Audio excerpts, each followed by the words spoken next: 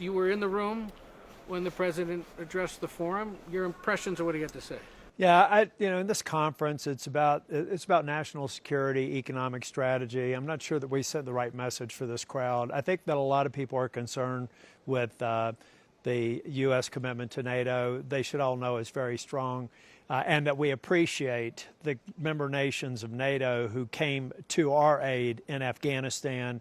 And it's not lost on me the lives that were lost to defend us, to defend our great country. In fact, it's the only time in the history of the NATO alliance. So I think that we have a historical proof that our NATO allies are ready to back up the United States. There was sort of a suggestion that maybe they weren't, but they've done it. We need to.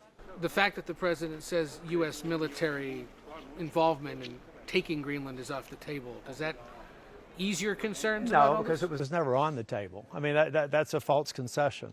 If anybody thinks that the U.S. Congress would have stood for any sort of troops moved to Greenland, I believe we'd have veto-proof majorities within 2 weeks.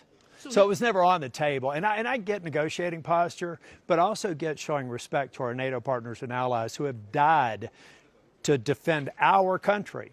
And so this is sort of a red line for me with respect to the importance of NATO. Some people almost treat NATO like it's passé.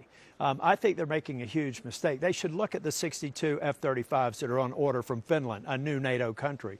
They should look at the Arctic, or the actually icebreaker capability that comes from Finland that now may be subject to a tariff. So our icebreakers that we're buying from Finland will cost more as a result of tariffs that we're applying to it. See, this doesn't make sense with partners in democratic nations. We've got to straighten this out and have a coherent strategy that involves a long-term commitment to NATO. So bottom line, you walk out of that room in disagreement with what the president's trying to do regarding Greenland. Right. And with no less information on how exactly he's trying to get it done. That's correct. And look, the numbers, there's no question that it's going to be a more expensive option to achieve the same purpose without all the drama. Do you think has anyone told him I have. that this agreement exists, that all he's got to do is say, let's just build a base? In 1951, the Prime Minister of Denmark, the Prime Minister of Greenland said that they'd be willing to modernize that agreement to provide the kind of access that we need. We already have it under the 51 agreement.